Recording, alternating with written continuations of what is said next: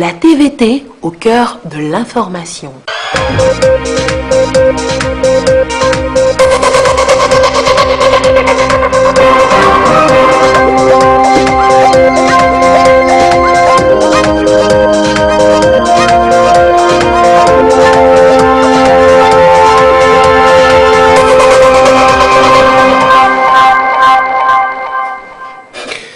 Bienvenue sur la télévision togolaise pour le journal du soir. Tout de suite, le sommaire.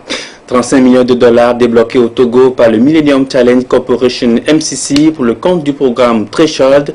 Le pays est récompensé pour ses efforts en matière d'amélioration de l'accès à des services de technologie de l'information et de la communication ainsi que le foncier. La signature de l'accord de don s'est déroulée ce jeudi à la primature en présence du chef du gouvernement, Commissaire Classou. Les précisions à suivre dans un instant. Le premier forum économique Togo-UE, c'est du 13 au 14 juin prochain à Lomé. Plus de 400 investisseurs de la diaspora togolaise et d'Europe sont attendus à ce rendez-vous d'opportunités d'affaires et de financement des projets des jeunes entrepreneurs togolais. Et puis l'amour célébré ce 14 février, jour de la Saint-Valentin, occasion pour certains couples de raviver la flamme de leur amour par de petits cadeaux, des roses et des bouquets de fleurs. Les boutiques et restaurants sont aux couleurs de l'événement, le rouge et le blanc, à découvrir en fin d'édition. Voilà pour les principaux titres. Bonsoir et bienvenue aux 20h. C'est la récompense des projets, des progrès réalisés ces dernières années par le Togo dans les secteurs des technologies de l'information, de la communication et du foncier. Cette récompense se chiffre à 35 millions de dollars débloqués par le Millennium Challenge Corporation au Togo pour le compte du programme Threshold du Seuil. C'est à travers un accord de don signé ce jeudi entre les deux parties. Le MCC, l'organisme américain, entend par cet appui accompagner le pays à stimuler davantage la croissance économique et réduire la pauvreté. La cérémonie de signature de cet accord de don a été présidée par le Premier ministre Commissaire Classou. Les précisions de Robert Patobé et Luc Assis.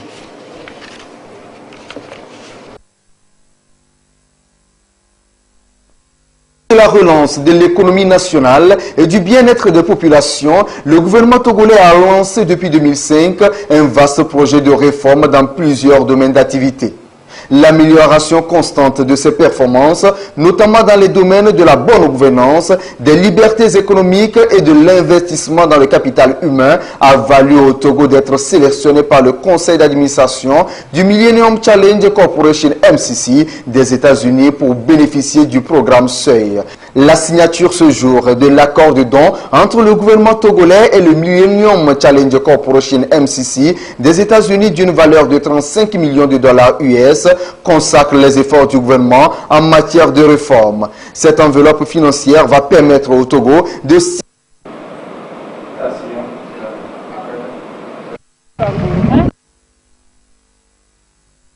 au Togo d'être sélectionné par le conseil d'administration du Millennium Challenge Corporation MCC des États-Unis pour bénéficier du programme Seuil.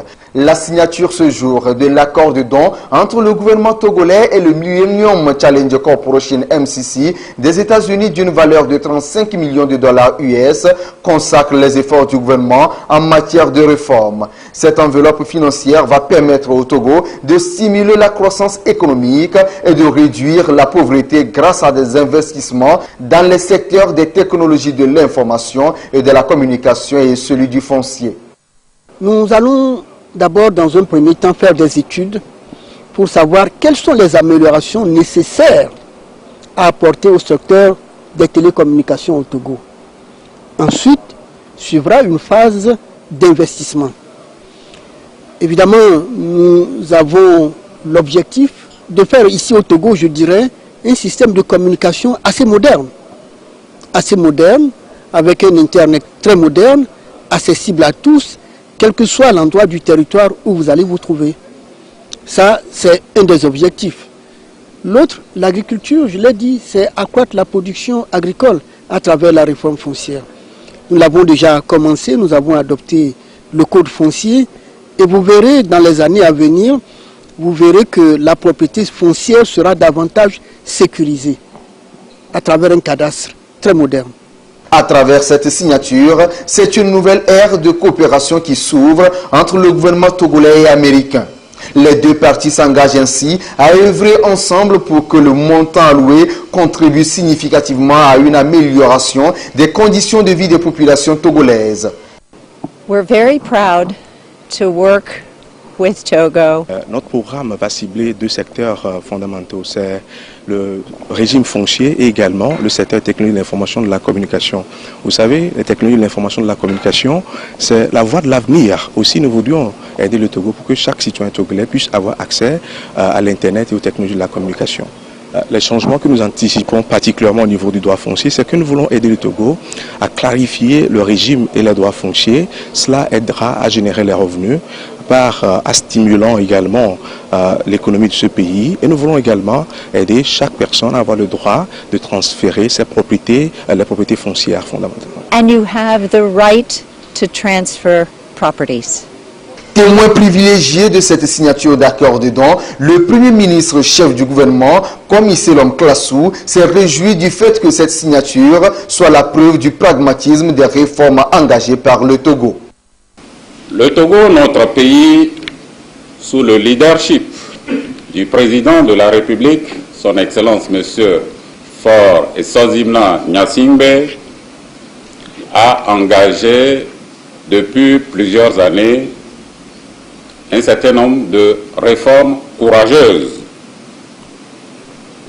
en vue de créer les conditions pour le développement durable et inclusif de nos populations, mais également favoriser l'émergence de notre pays, le Togo. C'est donc dans ce cadre que se situe aujourd'hui la signature du programme Threshold d'un montant de 35 millions de dollars américains. Cette signature est la preuve du pragmatisme des réformes engagées par notre pays et qui attire nos partenaires en développement et particulièrement nos amis des États-Unis d'Amérique. Les deux domaines couverts par le Threshold ou le programme Seuil, à savoir le foncier et celui des nouvelles technologies de l'information et de la communication, sont des domaines très importants et qui font partie d'un vaste programme de réforme engagé par notre propre pays. Nous nous réjouissons d'avoir en interne pris à bras le corps ces domaines que vous avez identifiés et qui s'inscrivent dans le cadre de notre partenariat, à savoir le partenariat du MCC. Selon le Premier ministre, les secteurs ciblés par le programme Seuil arriment bien avec le plan national de développement du Togo PND, surtout en son axe 2 qui fait de la transformation du secteur agricole un véritable levier pour générer des ressources additionnelles en vue de faire face aux besoins des populations. L'émergence de l'agriculture nécessite que le problème foncier soit réglé. Et c'est une des dimensions prises en compte dans le cadre de ce partenariat MCC. Je suis heureux de vous montrer l'exemplaire du Code foncier et domanial adopté par l'Assemblée nationale le 14 juin 2018. Je vous annonce aussi que le gouvernement, sous l'impulsion du président de la République, a commencé par adopter en Conseil des ministres les textes d'application de ce code foncier. C'est pour vous dire avec quel empressement le gouvernement togolais veut aller de l'avant, veut créer les conditions afin de lutter efficacement contre la pauvreté et faire de notre pays un pays émergent. Nous nous réjouissons aujourd'hui de la signature de cet accord qui vient encourager le gouvernement dans les initiatives déjà prises et qui doit nous permettre, j'en suis persuadé, d'aller de l'avant et faire de notre pays, le Togo, un pays, comme je l'ai déjà dit, émergent.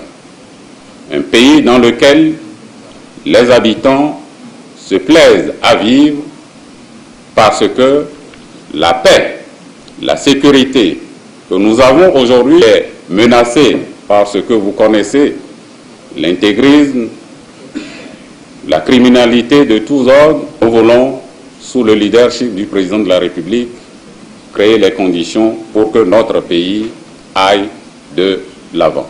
La signature ce jour de cet accord de don est le fruit de 3 bonnes années de travail menées par une équipe togolaise et les experts du MCC. Le processus a également connu une forte participation des acteurs du secteur privé et de la société civile. Une preuve que les plus hautes autorités du pays conjuguent avec tous les acteurs pour le développement du pays. Et pour leur important rôle dans la finalisation de cet accord, tous les acteurs, à l'instar de l'ambassadeur David Gilmour des États-Unis, en fin de mission au Togo, ont reçu le témoignage de gratitude du chef du gouvernement.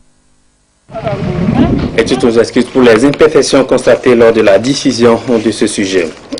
Une date et un lieu à bien noter dans vos agendas. Il s'agit des 13 et 14 juin prochains à Lomé, où va se tenir le tout premier forum économique Togo-Union européenne. Un rendez-vous d'affaires qui verra la participation de plus de 400 investisseurs de la diaspora togolaise et d'Europe et axé sur le PND, Plan national de développement 2018-2020. Une centaine de projets sera présenté aux investisseurs pour financement, annonce faite hier par la cellule en charge de l'organisation de cette rencontre, dont le thème est bâtir des relations économiques durables et pérennes. Les détails avec Augustin Kossi. La cellule en charge de l'organisation du tout premier forum Togo-Union européenne face aux hommes des médias. Au menu, les grandes lignes et enjeux de ce rendez-vous d'affaires qui devra bâtir des relations économiques durables et pérennes entre le Togo et l'UE. À cette rencontre, plus de 400 investisseurs des 28 pays de l'Union européenne ainsi que de la diaspora togolaise sont attendus. Elle se veut une plateforme d'échange et des opportunités autour du plan national de développement 2018-2022 basé sur 3 axes prioritaires. Et c'est au tour du ministre du Commerce en charge du développement du secteur privé et de la promotion de la consommation locale de dévoiler l'agenda et les enjeux du forum Togo-UE prévu du 13 au 14 juin prochain.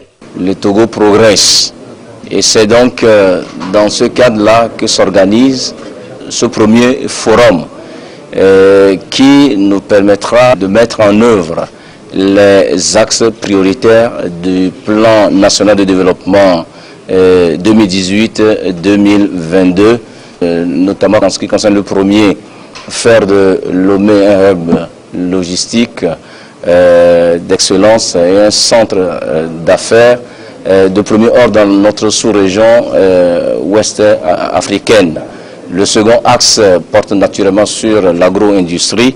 Nous ne voulons plus que nos produits du cru récoltés soient exportés en l'état, mais qu'on puisse ajouter une transformation à ces produits-là, donc créer de la richesse. Et le dernier axe prioritaire pour ce plan national de développement, c'est une inclusion économique et financière. Donc le gouvernement voudrait donner une certaine visibilité à notre pays comme étant une destination privilégiée pour les investisseurs de l'Union européenne. Le Togo a réalisé un développement économique remarquable ces 10 dernières années.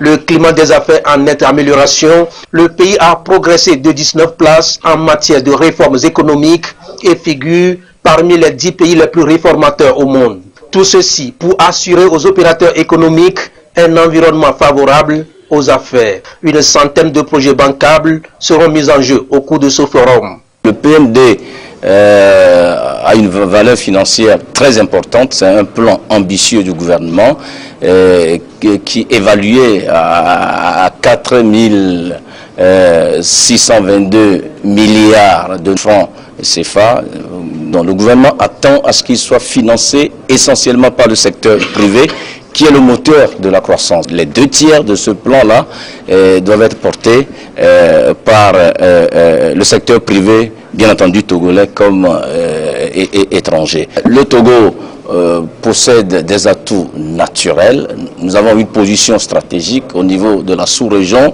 Nous avons le seul port en eau profonde de la sous-région. Nous voulons donner l'opportunité au secteur privé Union européenne de découvrir qu'il y a un grand marché qui peut être exploité de plus de 300 millions d'habitants dans notre sous-région. L'enjeu est donc de taille, créer plus de richesses et d'emplois pour satisfaire aux besoins des populations.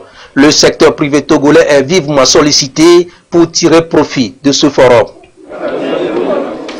L'accès de la femme à la terre, un sujet d'actualité au sein de nos communautés qui préoccupe de plus en plus la Fondation Konrad Adenauer qui mène la sensibilisation sur le terrain. Elle a mis en contribution les communautés elles-mêmes regroupées en comité de suivi des problèmes fonciers. Les membres de ces comités pour le compte des régions Kara et Maritime-Est reçoivent à noter des techniques et méthodes pour mieux remplir leur mission.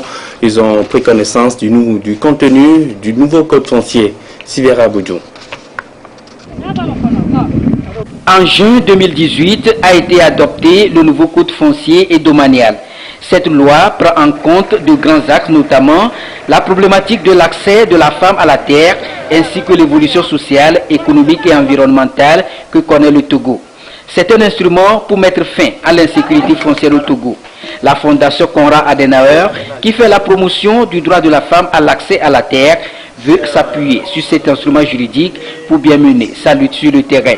Dans les régions, elle a mis en place des comités locaux de suivi des problèmes fonciers. Ceux de la Kara et la Maritime sont ici à Notien pour s'approprier les différents contours de ce nouveau code, les dispositions qui y figurent pour mieux jouer leur partition sur le terrain. Il s'agit donc pour Konrad Adenauer de renforcer leur acquis, faire comprendre les enjeux de cet instrument pour mieux promouvoir le droit de la femme à la terre. C'est ce nouveau code foncier-là qui consacre désormais le droit des femmes à accéder à la terre. Au niveau de la Fondation Konrad Adenauer, c'est une grande satisfaction pour nous parce que ça constitue une avancée dans la lutte. Il s'agit pour nous de renforcer les capacités de ces comités-là. Sur le nouveau code foncier, nous allons effectivement mettre l'accent sur ces dispositions-là, sur ces articles-là que nous allons décortiquer, que nous allons leur expliquer afin qu'ils puissent maîtriser ces éléments-là et les faire valoir auprès des populations dans les communautés pour leur dire qu'aujourd'hui, le droit de la femme à accéder à la terre repose sur des dispositions fondamentales. Ces comités locaux de suivi des problèmes fonciers qui ont pour rôle de sensibiliser les communautés vont désormais s'appuyer sur cette loi pour accomplir leur mission, celle d'éveiller les uns et les autres pour une meilleure prise de conscience.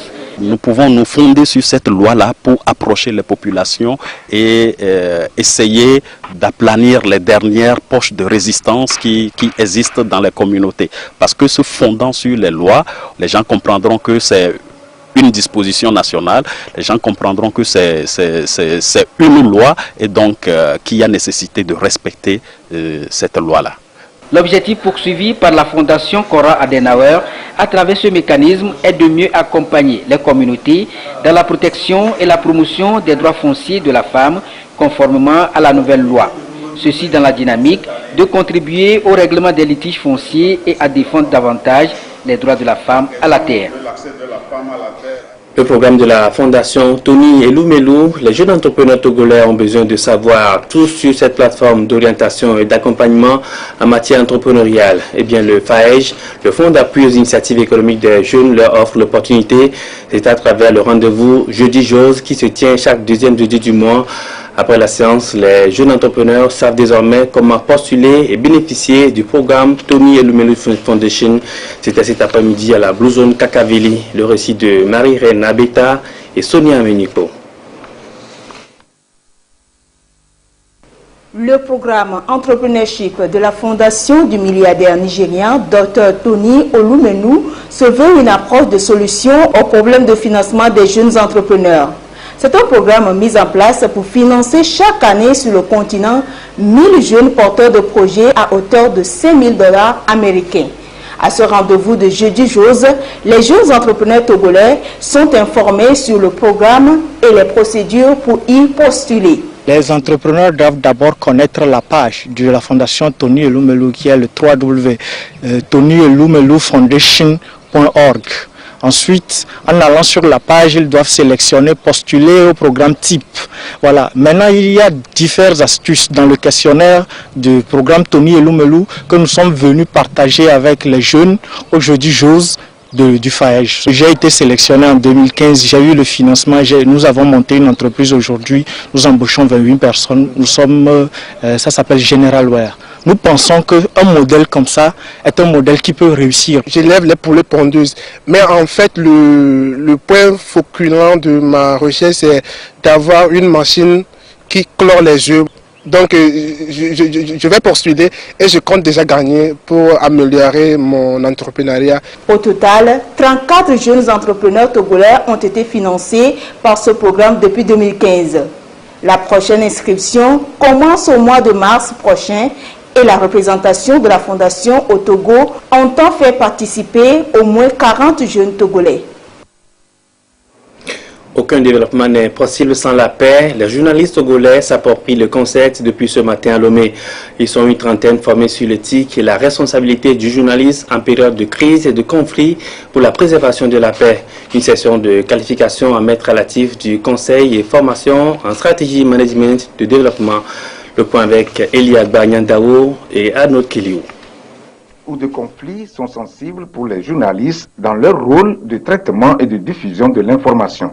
Cela appelle à plus de responsabilité pour préserver la paix sociale. Ce séminaire de qualification permettra aux hommes de médias de maîtriser les modes opératoires adaptés à toutes les situations afin qu'ils deviennent journalistes artisans de paix et de cohésion sociale. Nous allons outiller les journalistes avec certaines méthodes éprouvées.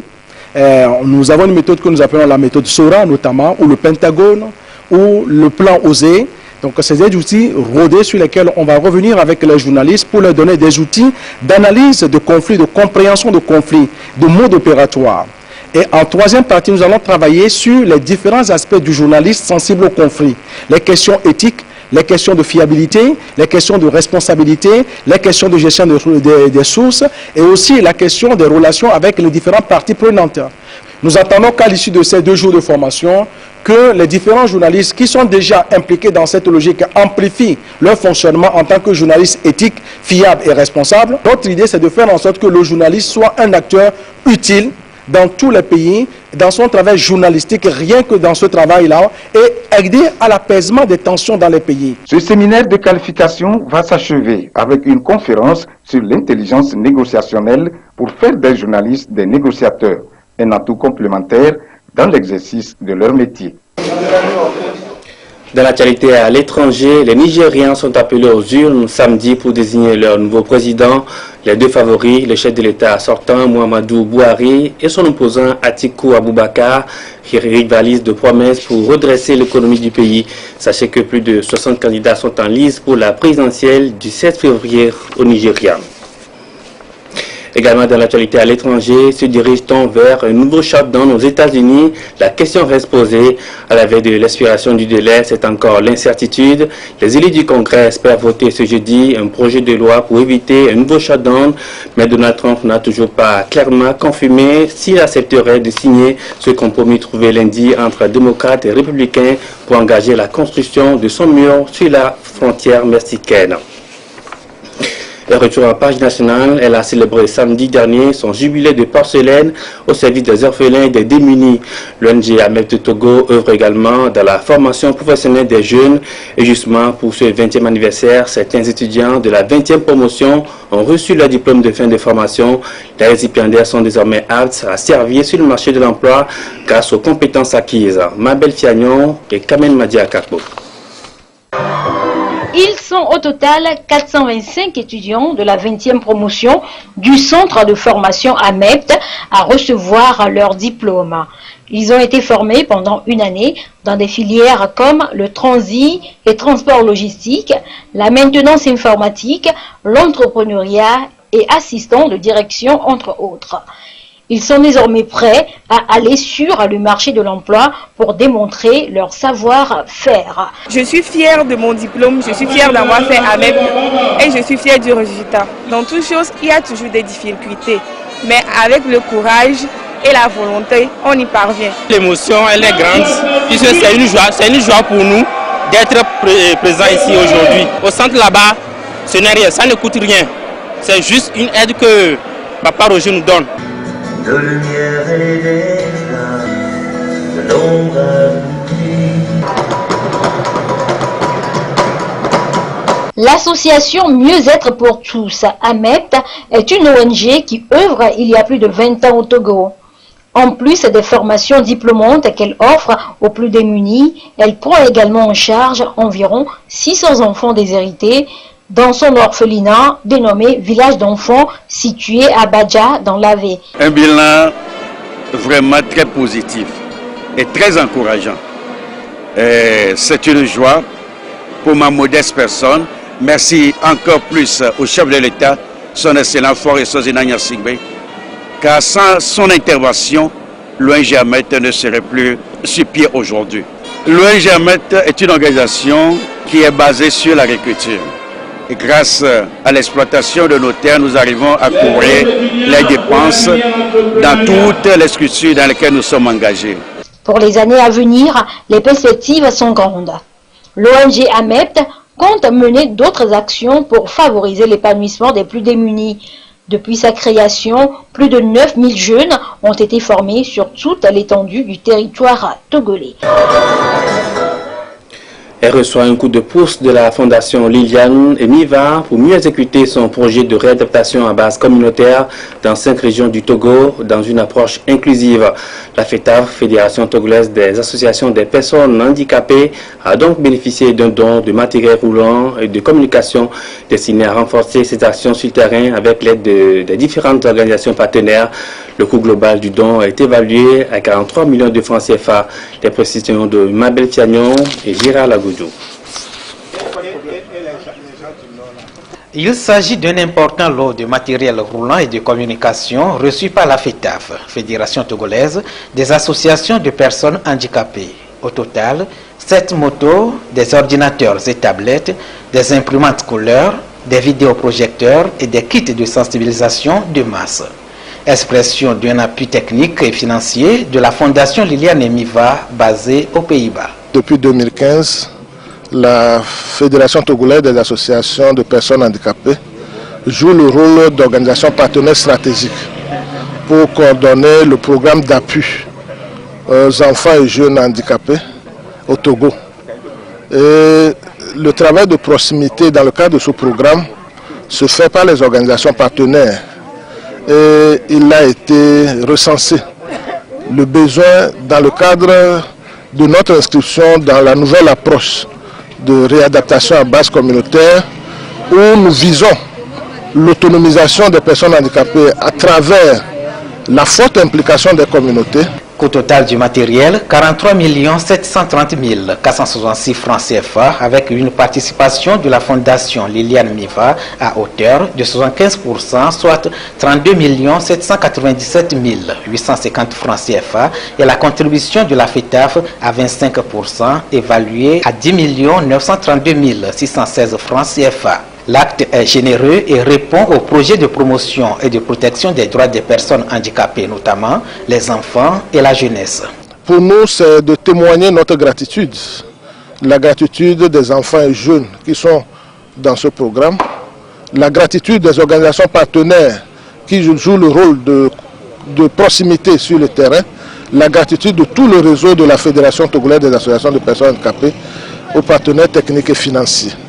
Mais également, pour nous, cette gratitude ne sera effective que par un bon usage du matériel mis à notre disposition. Et nous promettons que tous les bénéficiaires feront un bon usage avec le suivi de la fêtière de notre réseau, qu'est la Fédération togolaise des associations de personnes handicapées. Au-delà de cet appui technique et financier, la FETAF bénéficie des séances de formation et de renforcement des capacités à travers la Fondation Liliane Miva. Ce matériel de transport et de communication sera réparti au profit de 11 organisations partenaires et associations membres de la FETAF dans les différentes régions du Togo. Et puis la page des sports avec Claude Ama. Claude, bonsoir. Bonsoir, président. On commence avec cette triste nouvelle. C'est depuis lundi que la TVT est en deuil. Le chef de la division des sports, Alfred Kolani, s'en est allé à la suite d'une courte maladie. Prudence, certes, la télévision togolaise est en deuil, mais c'est la division des sports qui est sous le choc. Parce que nous avons perdu notre chef, notre grand frère et notre éclaireur. Et je me demande comment nous allons combler ce vide. Toute la division des sports est abattue par cette disparition tragique. Et moi personnellement, puisque j'étais son collaborateur direct, et nous nous voyons pratiquement tous les jours. Bref, on formait une famille au sein de notre division. Après les décès des doyens Kaomarus et Atolo Vincent, Alfred et moi étions les deux anciens de la division. Maintenant qu'il est parti et que je me retrouve seul, Prudence, tu imagines ce que je ressens actuellement. C'est dur, très dur à accepter, mais il faut faire avec. Ce soir, la division des sports à travers ma modeste personne a une pensée pieuse pour lui. Puisse l'Éternel Tout-Puissant lui accorder le repos éternel. Après ce témoignage émouvant du chef Claude Ama à l'endroit du chef Alfred Kolani, place la journée du championnat national de première division, Claude. Entre autres rencontres, l'ASK leader arrive à Lomé pour y défier le dynamique togolais. Pendant ce temps, Bolessou, la lanterne rouge, attend la visite du deuxième Bikinti de Bassar. Le calendrier complet avec Aflin Johnson. Après avoir repris son côté de leader, l'association sportive des chauffeurs de la COSA, SCK, sera en opération confirmation sur la pelouse de l'état-major des forces armées togolaises. Face à un dynamique togolais qui peine si souvent à s'en sortir dans son piège, l'on pourrait imaginer que le coup est jouable pour les conducteurs. Mais Tito de son côté a montré des signes d'une meilleure santé à Dabaon précédemment. Et ce match, c'est l'occasion éventuellement pour les militaires de répondre enfin à domicile. Le dauphin de l'SCK Bikinti de Bassar passe un examen risqué à Nero chez Golo sous la lanterne rouge. S'il est vrai que depuis quelques journées, défier les requins mâles sur leurs installations n'est pas donné à n'importe quel adversaire, Bikinti, pour ce qui le concerne, a maintes fois montré qu'il sait voyager. La SCK en sait quelque chose. Il revient donc à Golo-Sou, qui lutte pour éviter le naufrage, de prendre le morceau par le bon bout. Loin du littoral à Chamba, on ne se fera pas de cadeau entre Koroki Metete 4e avec 24 points et Sarah FC 6e, 23 unités. Un petit avantage néanmoins pour Koroki qui évoluera devant son public. Encore faut-il que le tenant du titre en fasse bon usage. 10e au sortir de la 16e journée, l'Est Togoport poursuit sa remontée. Et c'est Maranatha que le sort met sur la route des portuaires cette fois. Maranatha, une équipe qui se cherche entre le milieu et le haut du tableau. Maranatha 7e face à l'Est Togoport 10e, c'est ce que l'on pourrait qualifier de match à 6 points. À suivre également pour le compte de cette 17e de la D1, Asko ASOTR Akara. Les condamnés vont peut-être se faire pardonner leur énième faux pas devant leur cadette ASCK. Les Anges de Notien reçoivent Fouadan et Dabaon. Gomido et Semassi ont rendez-vous à Palimé. En deuxième division, Agaza Omnisport, qui occupe le rang des dauphins dans la zone sud, devra forcément venir à bout de Kotoko de l'Alger et espérer dans le même temps que le premier, Ifrodia Nadakwame trébuche à Babou devant Piti pour se rapprocher un peu plus du fauteuil à l'occasion de la 15e journée. Au nord, où on en est en revanche à la 13e, Unisport de Sokoré 2e accueille l'Est Bina 5e, entre autres affiches. Et puis Claude, on va clôturer la page des sports avec la première édition du tournoi de Horseball, un jeu de ballon à dos de cheval qui aura lieu dimanche à la plage de Lomé. Prudence, cette première édition qu'organise l'association Action Équestre de la République du Togo drainera sûrement beaucoup de curieux. N'est-ce pas, Jean-Kofi Edeji? L'association Action République du Togo innove la première édition du tournoi de Horseball. En dehors des compétitions de course de chevaux qu'elle a l'habitude d'organiser, la jeune association a pensé entreprendre mieux ressusciter le horseball ou le jeu de ballon à dos de cheval. L'objectif, c'est redynamiser l'activité de ce sport, parce que ce sport est en disparition. En fait, le sport là existait, mais on ne sent plus ça. Vous voyez, donc nous sommes là pour le redynamiser, pour le recréer, juste faire des activités de temps en temps et permettre aux populations ou aux désireux de pratiquer ce sport, parce que les gens aiment ce sport. Ce dimanche 17 février, les clubs d'équitation de Lomé, d'Aneho, de Sokoré et de Tchamba vont s'affronter à la plage de Lomé. Les deux meilleurs clubs seront retenus pour la finale. Vraiment, le public est vivement invité à ce sport ce dimanche et le dimanche prochain. La grande finale de cette première édition du tournoi Horseball est prévue pour le 24 février, toujours à la plage de Lomé. Prudence, voilà l'essentiel de l'activité sportive chez nous ce jeudi 14 février, jour de la Saint-Valentin, n'est-ce pas? Alors, samedi, Jean-Kofi Deji sera au rendez-vous de sport et détente. Et bien sûr, la Saint-Valentin avec ce sujet, des roses, des bouquets de fleurs bien choisis pour témoigner son amour à son âme sœur. J'ai exposé une fois encore ce 14 février, jour de la Saint-Valentin, dans les rues et espaces de la capitale. Les couleurs rouges et blanches sont visibles. Les boutiques et restaurants sont prêts à accueillir les couples, les amoureux pour une soirée romantique. Les célibataires, eux aussi, se sont préparés à fêter la Saint-Valentin à leur manière. Aïcha Zibrou et Estelle Laclé ont fait un tour de ville pour apprécier l'ambiance de la Saint-Valentin. Suivez plutôt.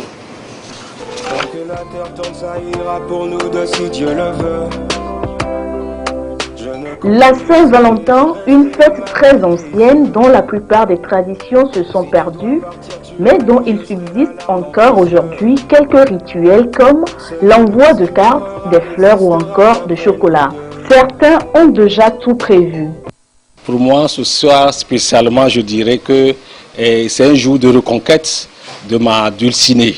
Et je souhaiterais à tout un chacun et à tous les Togolais de faire l'effort pour que l'amour règne dans les foyers, dans les cœurs. Dans ce salon d'esthétique, la Saint-Valentin se prépare ardemment. Un programme spécial est conçu pour les clients. On a fait des jeux, surtout pour les clients qui nous sont fidèles depuis un certain nombre de temps maintenant. Donc, ils sont venus au salon, ils ont passé un bon moment, ils ont bénéficié des tarifs préférentiels, des chèques cadeaux, des bons cadeaux pour certains. À l'origine simple fête païenne, la Saint-Valentin est aujourd'hui largement prise en main par des magasins et des restaurants qui en profitent pour faire de bonnes affaires. Les clients eux-mêmes demandent des habits de couleur rouge. Ils sont plus penchés vers le rouge que vers le blanc parce que le blanc c'est plus la Pâques. Donc eux-mêmes, plus précisément les clientes, quand elles viennent, elles achètent des vêtements de couleur rouge. Et les messieurs aussi sont venus aujourd'hui. Il y en a eu plus de clients hommes que de clientes femmes. Cette année, on vend plus les fleurs. Ce que vous tenez, les fleurs là, ça marche plus que les autres cadeaux. Et aussi, ça là, ce sont des chocolats emballés. Ça aussi, ça marche beaucoup. Les petites attentions s'égrènent tout au long de la journée. SMS, messages, faire livrer une boîte de chocolat ou un bouquet de fleurs au travail, une table décorée pour la circonstance. Chacun laisse parler son imagination. Le marché des fleurs en dit long. Pour toute fête, il faut faire plaisir à ceux qui nous sont chers. Donc je fais le pas aujourd'hui pour prendre quelques roses et faire plaisir à ceux-là qui me sont chers aussi, dont ma très bien chère mère. Nous célébrons la Saint-Valentin et nous offrons une fleur, un petit cadeau à l'être aimé. Jour de semaine oblige, la fête des amoureux sera célébrée par de nombreux couples tout au long de la soirée ou encore en week-end. Quant aux célibataires, beaucoup s'offrent des cadeaux ou encore vont dans des soirées pour célibataires en mode séducteur. Alors je suis passé au salon Faco aujourd'hui parce que c'est la Saint-Valentin et je tenais à me faire beau pour les personnes à qui je pourrais plaire. Je ne parle pas de mari ni d'amoureux, mais je dirais plutôt qu'est-ce que je me suis offert. Un bouquet de fleurs et puis bon, un petit cadeau assez particulier que je me suis offert, c'est une bague. Pas forcément que quelqu'un me la... Comme l'indique son nom, la Saint-Valentin reste une journée placée sous le signe de l'amour. Valentin étant le saint patron des couples. Quelle que soit la religion, l'âge, le sexe, la situation matrimoniale, une seule chose est à retenir pour cette journée qui marque le milieu du mois de février, l'amour. Voilà, et c'est sur ces images que nous refermons cette édition. Merci à vous qui l'avez suivi. Passez une excellente soirée et bonne fête de la Saint-Valentin à tous les amoureux.